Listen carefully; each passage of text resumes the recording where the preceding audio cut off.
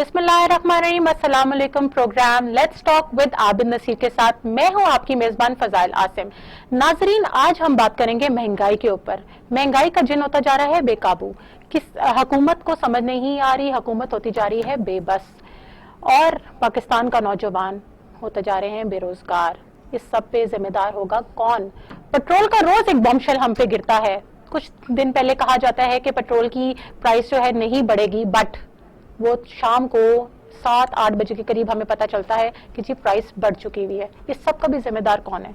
आप इस सब को कैसे देखते हैं? इस सब पे भी हम बात करेंगे। और हमें कर्जों के दलदल से कौन निकालेगा, इस सब पे भी हम आज ही बात करेंगे अपने प्रोग्राम में। क्या नून लीग, MQM और पीपल्स पार्टी एक पेज पर है? इस सब पे भी आज हम बात करेंगे अपने इस प्रोग्राम में। मेरे साथ मौजूद हैं आबिद नसीर साहब। आइए चलते हैं उनकी जानिब और उनसे जानते हैं कि वो इस सब चीज सिनेरियो को कैसे देखते हैं। अस्सलाम वालेकुम sir, and thank you so much for your time. जी बहुत शुक्रिया फजाइल। ये ना बड़ी सितम ज़रीफी है। एक शेर है कि आईने नौ से डरना, तर्जे कोहन पेड़ना, मंजिल यही कठन है कौमों की जिंदगी में। अच्छा, हमें ना वक्त के साथ साथ चीजों को बेहतर करने की जरूरत थी। हमारे पॉलिटिशियंस ने जिस तरह से एक कौम को चलाया जाता है उस तरह से कौम को चलाया नहीं है। सबको अपनी कुर्सी की फिक्र है, सबको इस बात की फिक्र है कि हम मनसब पे बैठे हैं या नहीं।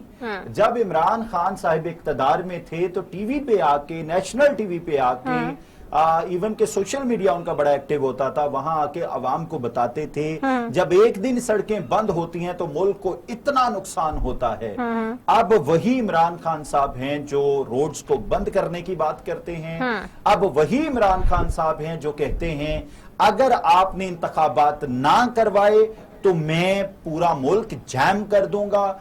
अब वही इमरान खान की टीम है जो कहती है कि हमने मईशत को बड़ा संभाला दिया है।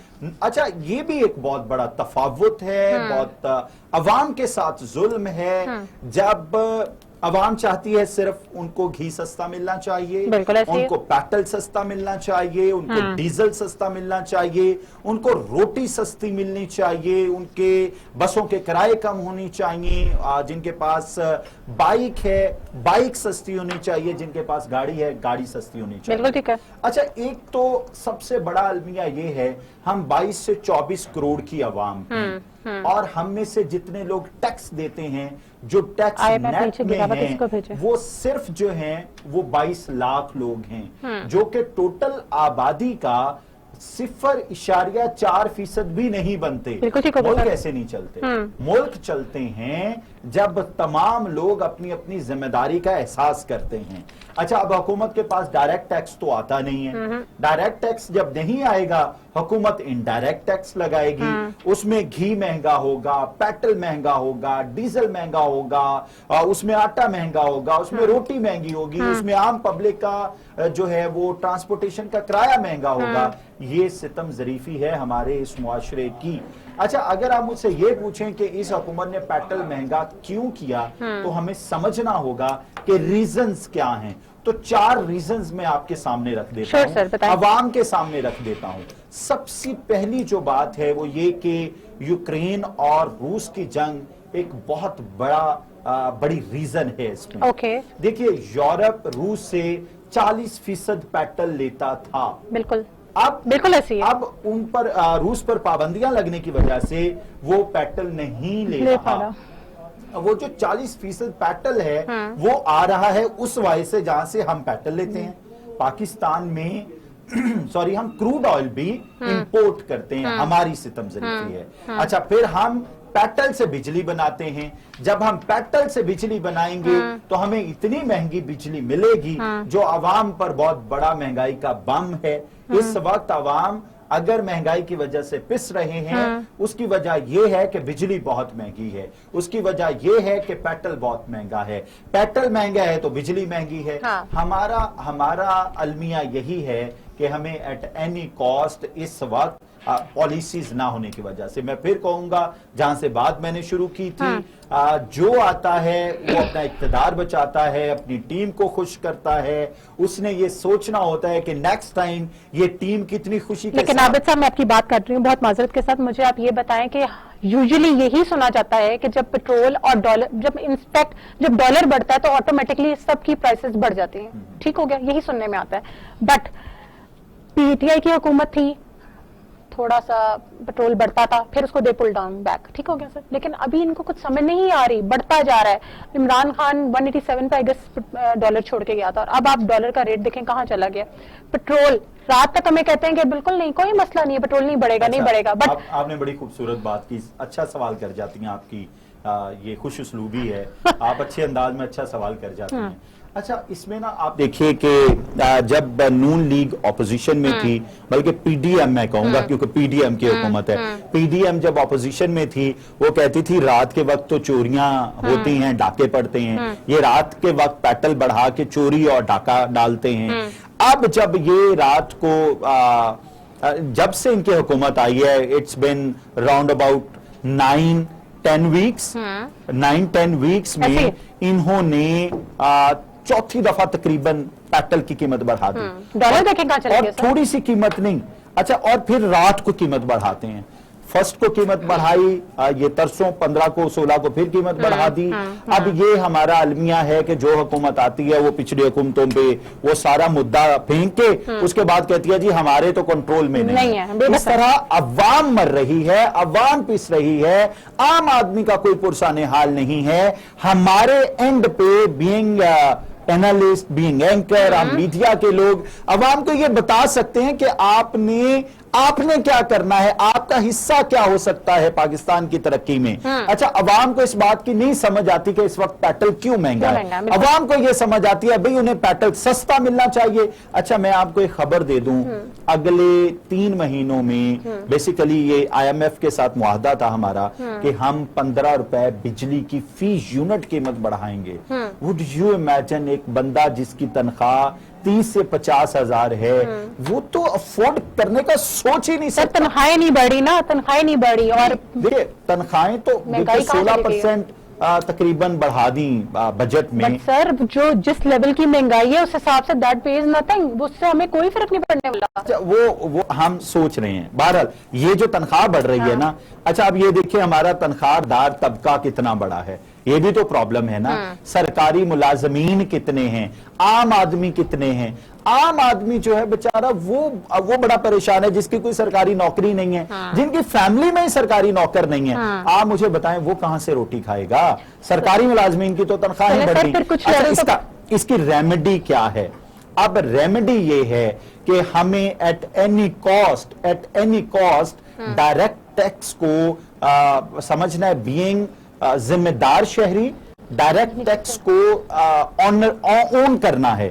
اگر ہم اون کرنے میں کامیاب ہو گئے تو انشاءاللہ ہمارا ملک سٹیبل ہو جائے گا, اسٹیبلٹی کی طرف جائے گا. لیکن لگتا نہیں ہے. اب اگلی بات دیکھیں, ہمیں اس وقت 28 بلین ڈالر چاہیے.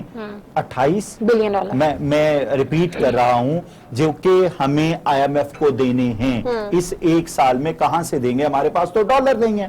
ہمارا پرابلم کیا ہے, ہم اپنی چیزیں نہیں بناتے, اگر بناتے ہیں تو بڑی تھرڈ کلاس بناتے ہیں. ہمارا پرابلم کیا ہے, ہم اپنی انڈسٹری کو اس طرح سے پروموٹ نہیں کرتے جس طرح سے کرنا چاہیے. اچھا, دنیا آرٹیفیشل انٹیلیجنس پہ چلے گئی ہے. ابھی تک ہم سمجھتے ہیں ہم اوبر چلا کے ہم یا کمپنیز, مختلف کمپنیز کا نام لینا تو مناسب نہیں ہے, مطلب مختلف یہ کمپنیز سے ہم کوئی معیشت کو سنبھالا دے لیں گے.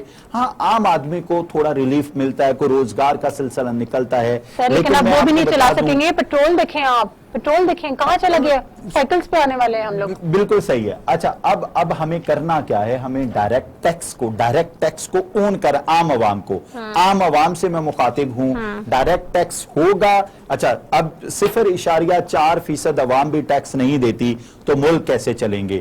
ہمیں ہر صورت اپنے ملک کو, پلیز ذرا پوائنٹ اپ کریں, ہم لوگوں کو بریک کی طرف جانا ہے. جی آپ بریک لے لیجئے, انشاءاللہ بات کرتے ہیں. ناظرین ایک بریک کی طرف چلتے ہیں. ویلکم بیک ناظرین. ہمارے ساتھ اس وقت لائن پہ موجود ہیں فخر الدین رازی صاحب, ایک اینالسٹ ہے, بہت اچھے تجزیہ کار ہیں, بہت اچھا بولنے والے ہیں. ہم ان سے جانیں گے. السلام علیکم اینڈ ویلکم ٹو دا شو سر. وعلیکم السلام, کیا حال ہے جی, خیریت ہے؟ بالکل ٹھیک ٹھاک سر, آپ کیسے ہیں اس مہنگائی کے عالم میں, کیسا جا رہا ہے؟ سب سے پہلے تو ٹی وی ٹوڈے کا شکریہ, اور اس کے بعد عابد نصیر صاحب کا اور آپ کا بھی بہت بہت شکریہ, آپ نے ہمیں وقت دیا اور ہماری باتوں کو سننا گوارا کیا. ہاں جی فرمائیے. سر میں آپ سے یہ جاننا چاہوں گی کہ ہمیں قرضوں کی کیوں ضرورت ہے, ہمیں قرضے کیوں لینے پڑ رہے ہیں؟ محترمہ بات اگر ہم کریں گے تو یہ بہت لمبی ہو جائے گی. ہمیں قرضوں کی بنیادی طور پر ضرورت ہے ہی نہیں. قرضے ارادتاً لیے جاتے ہیں, پلاننگ کے تحت لیے جاتے ہیں تاکہ اس ملک کو مقروض رکھا جائے. اللہ تعالیٰ نے اتنے وسائل دیے ہیں, بندرگاہیں دی ہیں, زرعی زمین ہمیں دی ہے, دریا ہمیں دیے ہیں, سونا چاندی یہاں بھرا پڑا ہے. اس کے باوجود ہم قرضہ لینا پسند کرتے تو کوئی آسمان سے آ کر کوئی چیز ہمیں قرضوں سے نجات نہیں دلائے گی. ایک بد انتظامی ہے, بد نظمی اور کچھ لوگوں کی بد نیتی ہے جو ہمیں قرضے لینے پر مجبور کرتی ہے. سر اس کے لیے کوئی میکانزم بتا دیجئے کہ اس میکانزم کے تحت ہم اس دلدل سے نکل سکتے ہیں. جی اس دلدل میں جو کہ وہ ہمیں پھنسایا جاتا ہے, کیونکہ دلدل میں پھنسانے سے بہت سارے جو کہ اکاؤنٹ ہولڈر ہیں بیرون ممالک, ان کے پیسے جو کہ ان کے اکاؤنٹ میں پہنچ جاتے ہیں. تو اس کے لیے بہت سا آسان مسئلہ ہے, کوئی یہ پرابلم زیادہ نہیں ہے قرضہ اتارنا. یہ پاکستانی قوم جو کہ پہلے بھی پاکستانی عوام کے لیے یہ درد سر بنا ہوا ہے, اور سٹیک ہولڈرز مسندوں پہ بیٹھے ہوئے یہ کہہ رہے ہیں ہمارے بس کے باہر کی گیم ہے. پچھلی حکومت آئی, اس نے تاریخ کا سب سے بڑا 3.5 سال میں تقریباً 3.5 سال میں 70% قرضہ لے لیا. ان کو کیسے سمجھایا جا سکتا ہے سر؟ عوام یہ آپ سے سننا چاہ رہی ہے. عابد نصیر صاحب, فارسی کا ایک محاورہ ہے کہ خوئے بدرا بہانا ہی بسیار. جب آدمی کی نیت خراب ہو جائے تو اس کا کوئی حل نہیں. قرضوں سے نکلنا صرف 1 ماہ کا کام ہے, کوئی مشکل کام نہیں. میری بات کو ذرا 2 منٹ دے دیں, آپ کے پاس ٹائم کی کمی ہے مجھے پتا ہے. تو بات یہ کہ یہ قوم پاکستانی پہلے بھی قربانیاں دیتی رہی, اور اس کی ابتدا قربانی سے ہوئی اور اب تک قربانیاں دیتی چلی آئی ہے. شاید یہ قوم بنی ہی قربانیوں کے لیے, یہ ملک عوام کی قربانی, عوام کے لہو بہانے کے لیے بنا ہے. 1947 کی قربانی, پھر ضیاء کے دور میں جناب تحریک نظام مصطفیٰ, اس میں عوام نے قربانی دی اور عوام کی یہ آخری قربانی تھی. اس کے بعد عوام نے سمجھ لیا کہ ہماری قربانیوں کا نتیجہ یہ ہوتا ہے کہ کوئی آدمی آتا ہے اور اقتدار کو کر لے جاتا ہے. قوم بدلی اور مایوسی کا شکار ہو چکی ہے. آپ عوام سے اپیل کریں کہ ہمیں قرضے اتارنے ہیں, لیکن اس بات کی ضمانت کون دے گا کہیں نہ کہیں یہ ملک مقروض نہیں رہے گا. میں دعوے کے ساتھ کہتا ہوں اگر اس قوم کو یقین دلوایا جائے کہ ہم آخری قرضہ لے رہے ہیں, ہم آئندہ کے لیے قرضے سے فارغ ہو جائیں گے. بیرون ملک پاکستانی, اندرون ملک پاکستان جو کہ وہ بے تحاشا آپ کو پیسے دیں گے, قرضہ آپ کا صرف 1 ماہ میں اتر سکتا ہے. اس کی ایک مثال میرے سامنے موجود ہے. نواز شریف صاحب جب پہلی دفعہ آئے تھے تو انہوں نے اپیل کی تھی عوام سے کے لیے مجھے پیسے جو قرضہ اتارنا ہے, اور بہت سا قرضہ جو کہ تھا اس انداز میں اتر گیا تھا, لیکن پھر بھی وہی ملک اسی طرح مقروض چلا آ رہا ہے. سر آپ نے مجھے ایک سوال کرنے کی جسارت کرنی ہے. آپ نے کہا کہ 1 ماہ میں قرضہ اتر سکتا ہے. سر 46,000 ارب روپے, میں پھر دوہرا رہا ہوں, تقریباً 46,000 ارب روپے آپ کے سامنے اعداد و شمار ہیں, ٹھیک ہے نا جی. میں آپ کے اعداد و شمار کو سوچ رہا ہوں. آپ قوم کو, پاکستانی قوم کو یقین دلائیں کہ یہ آخری قرضہ ہوگا, اس کے بعد قرضہ نہیں ہوگا. اور بیرون ممالک جو پاکستانی ہمارے بیٹھے ہیں, جو اس ملک کے لیے کمائی کر رہے ہیں, جن کی آمدن کے ذرائع سے یہ ملک چل رہا ہے, انہیں یقین دلائے کہ ہمارا یہ آخری قرضہ ہوگا. لوگ خواتین اپنا سونا تک, اپنے زیورات بیچ کر اس ملک کو بچانے. سر معذرت کے ساتھ میں آپ کو کاٹ رہی ہوں, مجھے یہ بتائیں سچ کون بولتا ہے اور یقین کون دلوائے گا؟ ہاں, یہی اصل پرابلم یہ ہے کہ عوام کا اتنا اعتماد خراب ہو چکا ہے پاکستان سے اب تک کہ اب کوئی کسی پر اعتماد کرنے کے لیے تیار ہی نہیں ہے. مثلا میں آپ کو بتاتا ہوں کہ 3 پارٹیاں کام کر رہی ہیں. نون لیگ ہے ہمارے پاس, زرداری صاحب ہے ہمارے پاس, جناب والا عمران خان کی ذات کی حد تک تو آپ کہہ سکتے ہیں, لیکن جو انہوں نے ہیرے جواہرات کٹھے کیے ہوئے تھے وہ بھی تو ماشاءاللہ ایسے ہی تھے کہ کبھی چھلانگ لگا کر ادھر ہو گئے, کبھی چھلانگ. اب ہمارے پاس 3 رستوں کے علاوہ متبادل کوئی رستہ نہیں, اور تینوں رستے ہی عوام کے لیے مایوس کن رستے ہیں. آپ نے کہا عوام کو یقین دلا دیا جائے. سر ڈیم والے پیسے کدھر گئے بتا سکتے ہیں؟ ہاں, یہی آپ میں اسی موضوع پر آ رہا تھا, آپ کی بات کو دہرانا چاہ رہا تھا کہ تیرے وعدوں پہ کہاں تک میرا دل فریب کھائے, کوئی ایسا کر بہانا میری آس ٹوٹ جائے. اب عوام کی آس جو کہ وہ امیدیں جو کہ وہ ختم ہو چکی ہیں.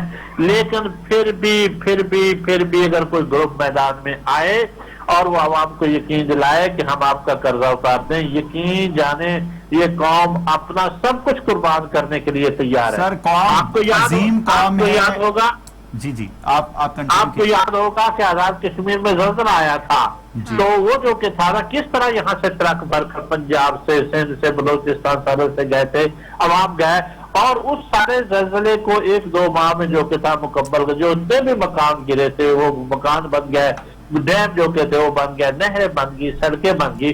2 ماہ میں ہم نے اسی ٹوٹے پھوٹے کشمیر کو دوبارہ زندہ پائیدہ کر دیا تھا. جی سر, عوام پتہ کیا کہتی ہے؟ عوام یہ کہتی ہے اگر ہمیں پیپلز پارٹی نے اب دوبارہ سے آ کے سہارا دینا ہے, اگر نون لیگ نے ہی سہارا دینا ہے, اگر پی ٹی آئی نے ہی سہارا دینا ہے تو گر یہی ٹھہری شرط وصل لیلا تو استعفیٰ میرا بحسرت و یاس. عوام کو اس وقت امید نہیں ہے کہ ان میں سے کوئی ایک بھی سچ بولتا ہے. عوام ان بیساکھیوں کا سہارا لینے کے لیے تیار نہیں. سر کوئی ایسا میکنزم دے دیجئے جو واقعبل ہو. دیکھیے جی, میں آپ کو بتاؤں, میں نے ایک تو بات یہ کر دی, یقین جانیے, لیکن یہ اگر آپ نے ٹیکنیکل طریقے پر اور اس میں کچھ ہماری بیوکریسی اگر تھوڑی سی مخلص ہو جائے, کیونکہ اختیارات تو اصل کاروائی بیوکریسی کے ہاتھ میں, ہم پلاننگ کے ذریعے 2, 4, 5 سال قرضوں سے نجات حاصل کر. سر معذرت کے ساتھ آپ کی بات کاٹ رہی ہے, بیوکریسی کچھ بھی نہیں کر سکتی, ان کے پاس کوئی انڈیپینڈنسی نہیں ہے اس چیز کے اندر, وہ کچھ بھی نہیں کر سکتی. جب تک کسی منصوبے پر ڈپٹی کمشنر صاحب سائن نہیں کریں گے, وہ منصوبہ کسی طرح سر اوپر سے کال آ جاتی ہے, وہ کیا کریں, نوکری بچائیں, کیا کریں. ہاں یہ بات ہے, اختیارات ہے ڈی سی صاحب کے, اور میں لحاظ ہوں کسی اور کا, مجھے اوڑتا کوئی اور ہے, ٹھیک ہے نا جی. اختیارات ڈی سی صاحب کے ہوتے ہیں, سائن ڈی سی صاحب کے ہوتے ہیں, اور اوپر سے اختیارات اس کا یہ ہے کہ آوے کا آوا ہی بگڑا ہوا ہے, ٹھیک ہے نا. تو ایک ذرا میں سخت لفظ بولنے لگا ہوں کہ سامان میں سارے ہی ننگے ہیں, ٹھیک ہے نا جی. تو میری بات کو ذرا فیل نہ کرنا, لیکن اس کے علاوہ میں اپنا مفہوم نہیں ادا کر سکتا تھا. تو بات یہ ہے کہ اس میں قرضوں کے لیے اگر ہم ایک پلاننگ کریں, مثلا ریلوے کو کارپوریشن کا درجہ دے دیا جائے, اس کے 60% اسے فروخت کر دی جائے, 20% آرمی کے لیے, 20% انتظامیہ کے لیے رکھ لیے جائے, اور یہ خاموش پارٹنر ہو, یعنی صرف پیسے لے, نفع لے, انتظامی امور میں ان کا دخل کر دیا. پی آئی اے کو آپ کارپوریشن بنا دے, اسٹیل مل کو کارپوریشن بنا دے, جتنے بھی خسارے میں جا رہے ہیں ان سب کو کارپوریشن کا درجہ دے دے, 2-4 سال میں ہم قرضوں سے نکل آئیں گے. اصل میں جو کہنا نیت میں فرق ہے. کچھ ہمارے ہاں ایسے لوگ پائے جاتے ہیں وہ جو کوئی مثالیں دے دیجئے کہ پرائیویٹائزیشن بڑا بوم پکڑا تھا, فلاں ادارے کی پرائیویٹائزیشن ہوئی, فلاں ادارہ بوم پکڑ گیا. پرائیویٹائزیشن میری بات سنیں کوئی اچھی چیز نہیں ہے, لیکن جب آپ کے پاس 2 آپشن ہوں, 2 برے ہوں, تو ان میں سے کم برے کو اپنانا پڑتا ہے. بعض دفعہ زہریلی دوائی علاج کے لیے کھانا پڑتی ہیں. جب کینسر کا مرض ہو جائے تو اس میں کڑوی دوائی کھا کر اپنے جسم کو ایک دفعہ تباہ و برباد کرنا پڑتا ہے. لیکن اور اس کا مطلب آپ یہ کہہ رہے ہیں کہ یہ جو حکومت نے پیٹرول پر سبسڈی ختم کی ہے یہ ٹھیک کیا ہے؟ نہیں, ایسی بات, یہ بات نہیں. میں آپ کو مثال پہلے سن لے, آپ 60% حصہ ریلوے کے فروخت کریں, یقین جانے 6 ماہ میں ریلوے درست ہو جائے گی, اور اس میں آپ کو اربوں روپے حصے کے فروخت میں ملیں گے. وہ آپ قرضے وقتی طور پر قرضہ اپنا اتار لیں, اسے کام چلا لیں. لیکن بنیادی طور پر کوئی بھی معاشرہ ہوتا ہے اس کو چلانا افراد نہیں ہوتا ہے. افراد کو اب جو کیا ہے اتنی ٹھوکریں پہنچ چکی ہیں لوگوں کو کہ وہی پہلے والی جو بات میں نے دکھائی تھی کہ کسی پر کوئی اعتبار اب رہا نہیں ہے. ورنہ یہ قوم اب بھی قربانیاں دینے کے لیے تیار ہے, اپنا پیٹ کاٹنے کے لیے تیار ہے, پرانے کپڑے پہننے کے لیے تیار ہے, پیدل چلنے کے لیے تیار ہے. قوم سے جو مانگو گے وہ تیار ہے. لیکن سوال یہ ہے کہ جو ہماری اشرافیہ ہے, معززین ہے, جو اس ملک پر قابض ہے, وہ اس ملک کے لیے کیا قربانی دینے کے لیے تیار ہے. سوال یہ ہے. جی بہت شکریہ جی. Thank you so much sir for your time. Abid صاحب میں آپ سے پوچھوں گی, مجھے یہ بتائیں, انہوں نے اپنا موقف دے دیا, آپ اس بارے میں کیا کہتے ہیں جو پیٹرول کی قیمتیں روز بروز بڑھتی جا رہی ہیں؟ دیکھیے میں نے پہلے عرض کیا تھا کہ ہمیں ایٹ اینی کاسٹ ملک کے حق میں دیکھنا ہے بہتر کیا ہے. ہمیں سب کو ٹیکس دینا چاہیے, سب کو ملک کو بیساکھیوں سے آزاد کرنا چاہیے. اس وقت ہم اپاہج ہیں, بینگ اے نیشن اپاہج ہیں, ہماری ایک لولی لنگڑی حکومت چل رہی ہے. اچھا پھر جو ہے نا سب سے امپورٹنٹ, نون لیگ نے اس وقت جو نیب کا قانون ختم کر کے اور الیکٹرانک ووٹنگ ختم کر کے عوام کو پیغام دیا نا, وہ کوئی اچھا پیغام نہیں ہے. مطلب پی ڈی ایم نے, میں کہوں گا जब नस्लें बनती हैं ना, जब कौमें बनती हैं, वो कुर्बानियां पहले हुक्मरान देते हैं, फिर कौम से लेते हैं। आप कोई उन्हें मिसाल तो दीजिए ना, ये देखिए हमने कुर्बानी दे दी, आप भी आइए जी मैदान में कुर्बानी दे दीजिए। अगर आप अवाम से ही कुर्बानी मांगते रहेंगे, अवाम आपको नहीं मानेगी, फिर वही हम मैं फिर माजरत के साथ हम अल्लाह ना करे श्रीलंका बनने जाएं, अल्लाह ना करे हमारे अंदर वेनेजुएला वाले बहरान जो है वो हमें दरपेश आए, अल्लाह ना करे हमारे ऊपर सैंक्शंस लगें, हम पाबंदियों का शिकार हो जाएं, हम मुख्तलिफ तरह से दुनिया की नजरों में गिर जाएं, दुनिया हमारे साथ कारोबार ना करना चाहे। हमें उस तरह लोगों से मिलना है जिस तरह दुनिया हमसे मिलना चाहती है। हमें खुद महंगे होना है, हम खुद सस्ते होते जा रहे हैं, अपने आप को वो अंधेरों में फेंकते चले जा रहे हैं, और हम ये चाहते हैं हमारी तकरीम हो, हमारी इज्जत हो, हमें सराहा जाए। अब देखिए, अगर आप मुसलमानों के घर में पैदा हो गए हैं तो अल्लाह का शुक्र अदा कीजिए, अब ईमानदारी दिखाइए, अब दिन रात मेहनत कीजिए। दुनिया 18 घंटे काम कर रही है तो आप 22 घंटे काम कीजिए। आप कहते हैं काम भी हमने 8 घंटे करना है। हम जो है वो एक नवाजी हुई कौम है और हम बैठे भी रहें, दुनिया हमारी रिस्पेक्ट भी करे, दुनिया हमें सराहे भी। दुनिया अपने कारोबारों में जिस दुनिया ने 22 घंटे मेहनत करके एम्पायर बनाई है, उस एम्पायर का हमें हिस्सादार बना दिया जाए, ऐसा नहीं होता। अच्छा, आपने वो बात बिल्कुल दरमियान में रह गई, पेट्रोल महंगा क्यों हुआ आलमी मंडी में। ये देख लीजिए, ये जो सबसे लेटेस्ट डेवलपमेंट है ना, वो है रूस और यूक्रेन की जंग। मैंने बता दिया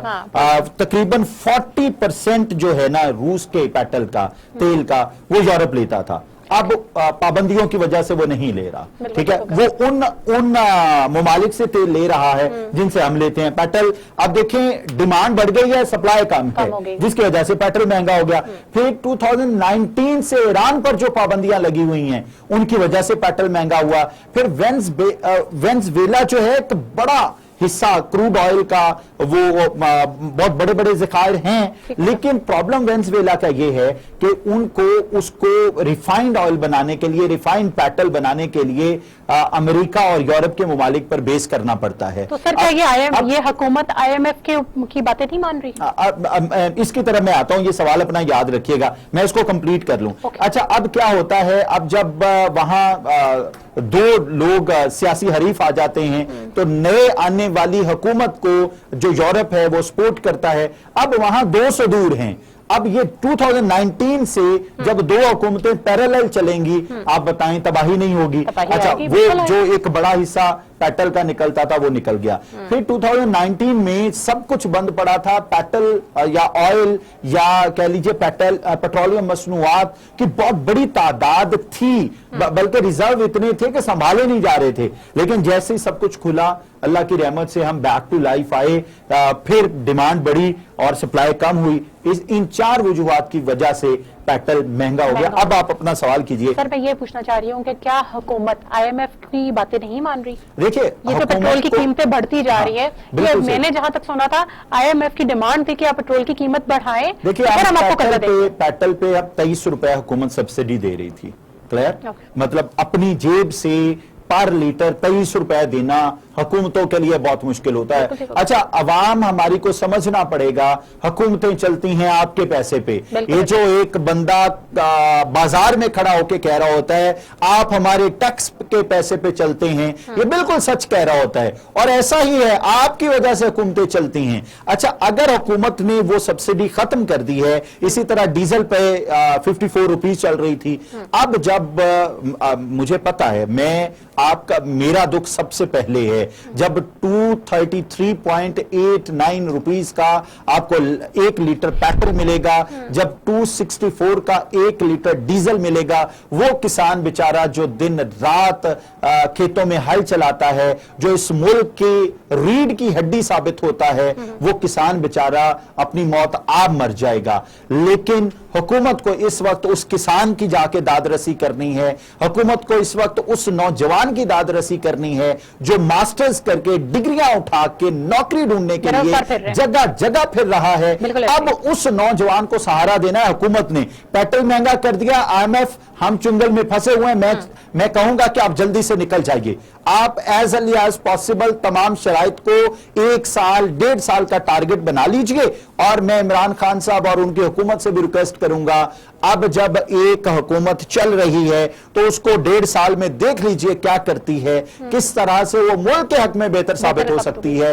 अगर वो मुल्क को संभाल गई तो मैं कहता हूं कि आप संभल जाएंगे, आपकी सियासत चलती रहेगी। ना डरिए कि आपकी सियासत दफन हो जाएगी, आपको स्पेस मिलती रहेगी। इस मुल्क के लिए हमें सोचना है। इस वक्त प्रॉब्लम क्या है मुल्क के लिए, ना इमरान खान साहब सोच रहे हैं, ना नून लीग सोच रही है, ना MKM सोच रही है, ना पीपल्स पार्टी सोच रही है। एक ब्रेक की तरफ चलते हैं। Stay tuned. वेलकम बैक नाजरीन, programme let's talk with Abid नजीर में खुशामदीद। हमारे साथ इस वक्त लाइन पे मौजूद है रहनुमा PMLN के चौधरी आशिक रहीम साहब। Sir, thank you so much for your time.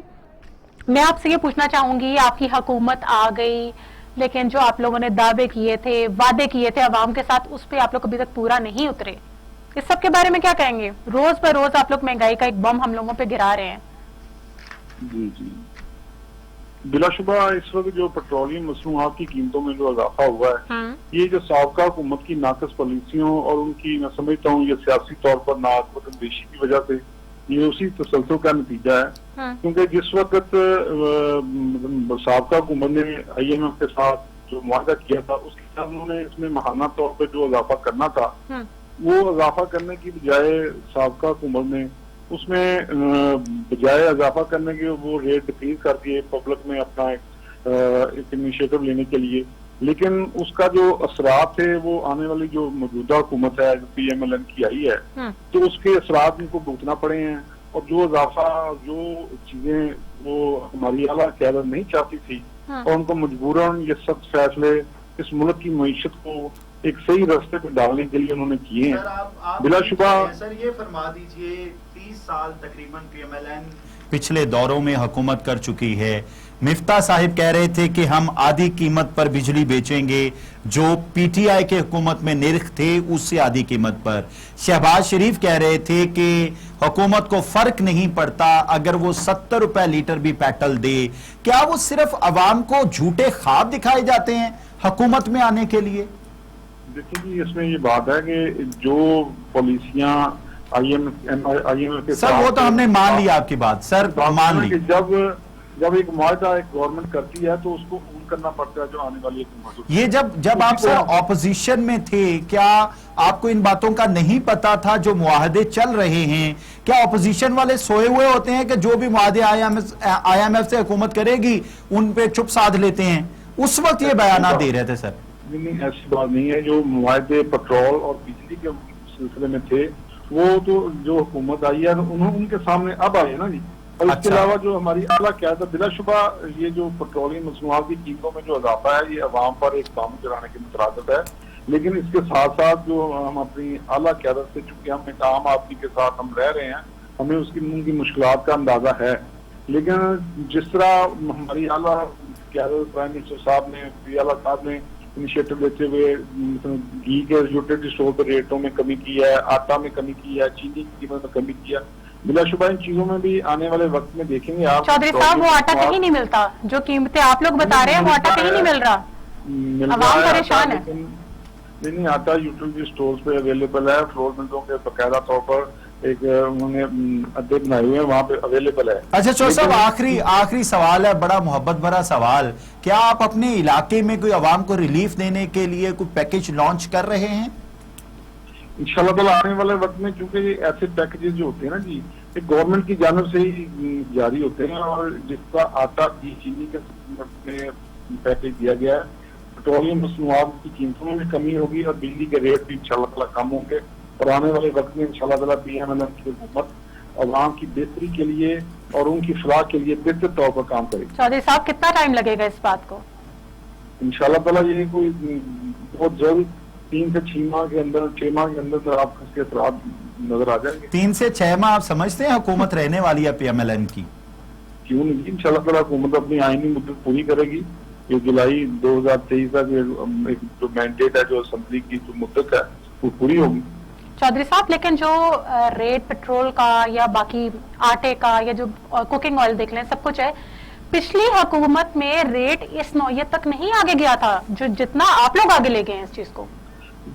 وہی میں آپ کو پہلے بھی میں نے بتایا کہ یہ جو ریٹ تھے ان کو انہوں نے ماہانہ طور پر اس میں اضافہ کرنا تھا, لیکن ان کو مطلب پہلے ہی شاید کو نظر آ گیا تھا کہ وہ جانے والے ہیں, تو انہوں نے بجائے یہ کہ اس میں اضافہ کرتے جو آہستہ آہستہ ہونا تھا. لیکن یہ پیٹرول پمپ انٹرنیشنل پرائسز بھی یکدم بڑھ گئی ہیں. یہ یوکرین اور روس کی جنگ کا بھی ایک نتیجہ ہے, جس وجہ سے ایسے اسرار یا ایسے سخت فیصلے میاں شہباز شریف صاحب کو کرنے پڑے. چودھری صاحب جب PMLN ابھی جب آئی اقتدار میں آئی تو ڈالر ایک دم ڈاؤن گیا. یہ جو امپورٹڈ حکومت کا ایک نعرہ چل رہا ہے تو ایک دم ڈالر نیچے گیا. جیسے ہی آپ لوگ حکومت میں آ گئے تو ڈالر ایک دم ریٹ اپ چلا گیا. اس کے بارے میں آپ کیا کہیں گے؟ ڈالر اپنی اسی پرائس پہ واپس آئے گا. آپ دیکھیں گے IMF کے ساتھ یوں ہی معاہدہ میچور ہوتا ہے تو آپ دیکھیں گے انشاءاللہ تعالی ڈالر اس سے بھی کم پرائس پہ آئے گا. سر آج تک کے دور میں آج تک کی زندگی میں نے تو کبھی نہیں دیکھا کہ حکومت جو ریٹ آگے تک لے جاتی ہے وہی ریٹ واپس پیچھے آئے.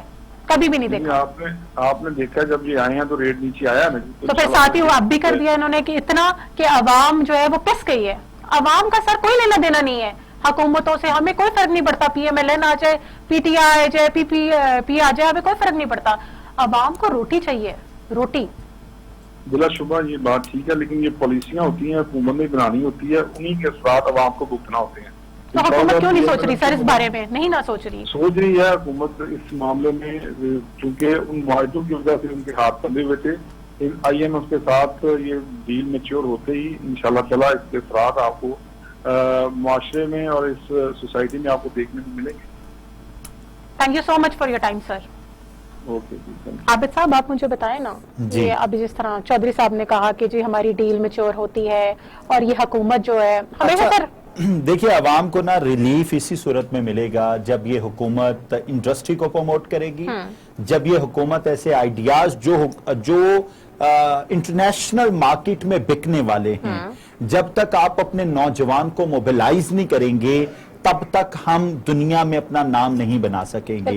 جب تک ہمارا نوجوان آرٹیفیشل انٹیلیجنس میں ایکسل نہیں کرے گا, ہماری حکومتیں آرٹیفیشل انٹیلیجنس میں ایکسل نہیں کریں گی, تب تک کچھ نہیں ہونے والا. ہمارے تو یہاں آپ ایک چھوٹا سا کام لے کے کسی سرکاری دفتر میں چلے جائیں نا, آپ کو ایک چکر نہیں آپ کو ہزاروں چکر لگانے پڑتے ہیں تب جا کے کہیں آپ کا وہ کام ہوتا ہے, اور وہ بھی سفارش کے ساتھ. ہمیں ان چیزوں سے باہر نکلنا ہے, ہم نے بڑی دنیا کے کھلاڑی بننا ہے, بڑی ریس کے کھلاڑی بننا ہے, میراتھن ریس کے کھلاڑی بننا ہے. اس کے لیے بڑا امپورٹنٹ ہے کہ آج ہم ٹیکنالوجی پر توجہ دیں, آج ہم اپنی ایکسپورٹس پر توجہ دیں. ہماری ایکسپورٹس زیرو ہیں, ہماری امپورٹ مطلب ایک زرعی ملک جو مطلب جس کی 60% آبادی یا اس سے بھی زیادہ آبادی وہ زراعت پہ بیس کرتی ہے, وہ روس سے گندم خریدے گا. وہ یوکرین سے مفتاح صاحب کل کہہ رہے تھے ٹی وی پہ بیٹھ کے, روس تو کیا یوکرین بھی ہمیں گندم دیتا, ہم لے لیں گے. اور اب کیا سوچ رہے ہیں آپ؟ جب وزیر خزانہ میں دیکھ رہا تھا جب وہ اعلان کر رہے تھے 233.79 روپے, پھر انہوں نے بولا 233.89, مطلب جس بندے کو یہ نہیں پتا کہ میں کتنا مہنگا پیٹرول کرنے جا رہا ہوں آن سکرین بیٹھ کے, ارے وہ کیا کیا عوام کو دینے جا رہے ہیں, وہ کیا حکومت کریں گے. جب PTI کے حکومت ہی ہم دکھاتے تھے انہیں آئینہ, ہم بتاتے تھے آپ ان جگہوں پر عوام کو ریلیف دیجئے, کم از کم آپ تو کلیئر ہوں آپ کرنے کیا جا رہے ہیں. آپ سکرین پہ آتے ہیں, آپ کو پتا تو ہونا چاہیے آپ عوام کو کیا ریلیف دینے جا رہے ہیں, کیا بم گرانے جا رہے ہیں, اور اس بم کے آفٹر ایفیکٹس آپ کے لیے عوام کے لیے مطلب حکومت مل گئی, آپ تو ریلیف دینے آئے تھے, آپ نے آ کے عوام کا نانو نفقہ بند کر دیا, آپ نے آ کے عوام کی نیندیں خراب کر دی, آپ لوڈ شیڈنگ کی وجہ سے بچے سو نہیں پاتے. سر ہمارے ساتھ سعدیہ سہیل صاحبہ بھی اس وقت لائن پہ موجود ہے. تھینک یو سو مچ سعدیہ سہیل صاحبہ فار یور ٹائم. میں آپ سے یہ پوچھنا چاہوں گی, یہ جو FATF کا گرے لسٹ سے پاکستان کا نام نکال دیا گیا ہے, یہ سب اس سب کو آپ کیسے دیکھتی ہیں؟ یہ فیدر PTI کے کیپ میں لگنا چاہیے یا PMLN کی؟ دیکھیے اس کی سارا ورکنگ کام تو